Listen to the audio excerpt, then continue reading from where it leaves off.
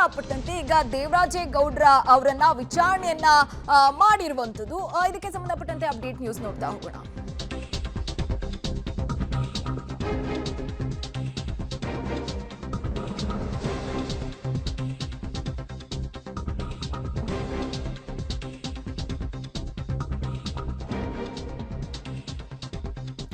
ಪ್ರಜ್ವಲ್ ರೇವಣ್ಣ ವಿರುದ್ಧ ಲೈಂಗಿಕ ದೌರ್ಜನ್ಯ ಆರೋಪ ಕೇಸ್ಗೆ ಸಂಬಂಧಪಟ್ಟಂತೆ ಪೆನ್ ಡ್ರೈವ್ ಹಂಚಿಕೆ ಆರೋಪದ ಅಡಿಯಲ್ಲಿ ದೇವರಾಜೇಗೌಡರನ್ನ ವಿಚಾರಣೆ ಮಾಡಲಾಗಿದೆ. ಇವತ್ತು ಬೆಳಿಗ್ಗೆ ಹಾಜರಾಗಬೇಕು ತನಿಖೆಗೆ ಅಂತ ಎಸ್ಐಟಿ ಟೀಮ್ ನೋಟಿಸ್ ಅನ್ನ ಕೊಟ್ಟಿತ್ತು. ಅದರಂತೆ ಇವತ್ತು ಬೆಳಿಗ್ಗೆ 11 ಗಂಟೆ ಸುಮಾರಿಗೆ ದೇವರಾಜೇಗೌಡರು ಹಾಜರಾಗಿರ್ತಾರೆ.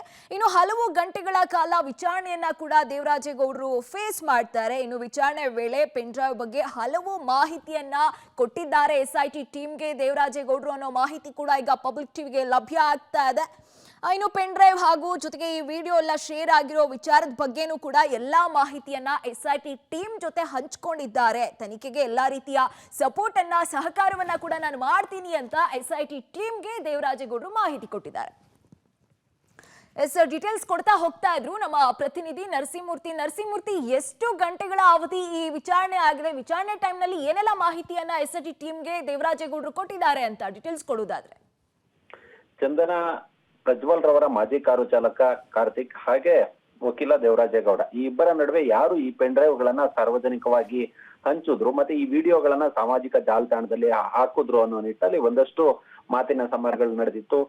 ಕಾರ್ತಿಕ್ ಇಲ್ಲ ಈ ಒಂದು ವಿಡಿಯೋಗಳನ್ನ ದೇವರಾಜೇಗೌಡ ಅವರೇ ಬಿಟ್ಟಿದ್ದಾರೆ ಅನ್ನೋ ನಿಟ್ಟಿನಲ್ಲಿ ಆರೋಪವನ್ನ ಮಾಡಿದ್ರೆ, ದೇವರಾಜೇಗೌಡರು ಈ ವಿಡಿಯೋವನ್ನ ಕಾರ್ತಿಕ್ ಕಾಂಗ್ರೆಸ್ನವರ ಮುಖಾಂತರ ಹೊರಗಡೆ ಬಿಡಿಸಿದಾನೆ, ಸಾರ್ವಜನಿಕವಾಗಿ ಇವನ್ನ ಸರ್ಕ್ಯುಲೇಟ್ ಮಾಡಿ ಹೆಣ್ಮಕ್ಳ ಮಾನವನ್ನ ಹರಾಜಾಕಿದ್ದಾರೆ ಅನ್ನೋ ನಿಟ್ಟಿನಲ್ಲಿ ಒಂದಷ್ಟು ಆರೋಪವನ್ನ ಮಾಡಿದ್ರು.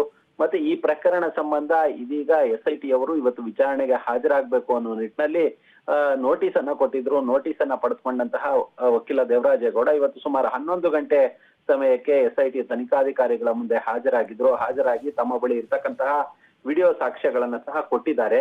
ಕೊಟ್ಟಂತಹ ಸಂದರ್ಭದಲ್ಲಿ ಇಲ್ಲ ಈ ವಿಡಿಯೋವನ್ನ ಮೊದಲು ಕಾರ್ತಿಕ್ ನನಗೆ ತಂದು ಕೊಟ್ಟಿದ್ರು, ನನಗೆ ತಂದು ಕೊಟ್ಟಂತಹ ಸಂದರ್ಭದಲ್ಲಿ ನಾನು ಇದನ್ನ ಹೊರಗಡೆ ಬಿಟ್ಟಿರ್ಲಿಲ್ಲ, ನಾನು ಬಿಡ್ಬೇಕು ಅಂತ ಇದ್ದಿದ್ರೆ ಅವರು ನಾಮಿನೇಷನ್ ಅನ್ನ ಫೈಲ್ ಮಾಡ್ತಿದ್ರಲ್ಲ ಆ ಸಂದರ್ಭದಲ್ಲೇ ಬಿಡ್ತಿದ್ದೆ. ಆದ್ರೆ ಇದೀಗ ಕಾರ್ತಿಕ್ ಕಾಂಗ್ರೆಸ್ನವರ ಜೊತೆ ಕೆಲ ರಾಜಕಾರಣಿಗಳ ಜೊತೆ ಸೇರ್ಕೊಂಡು ಈ ರೀತಿಯಾದಂತಹ ವಿಡಿಯೋಗಳನ್ನ ಹೊರಗಡೆ ಬಿಟ್ಟಿದ್ದಾರೆ ಅನ್ನೋ ನಿಟ್ಟಿನಲ್ಲಿ ಎಸ್ಐಟಿ ಮುಂದೆ ಹೇಳಿಕೆಗಳನ್ನ ದಾಖಲು ಮಾಡಿದ್ದಾರೆ. ಮತ್ತೆ ಅದಕ್ಕೆ ಬೇಕಾದಂತಹ ಒಂದಷ್ಟು ಪೂರಕ ಸಾಕ್ಷಿಗಳನ್ನ ಸಹ ಕೊಟ್ಟಿದ್ದಾರೆ ಅನ್ನೋ ಮಾಹಿತಿಗಳು ಲಭ್ಯವಾಗ್ತಿದೆ.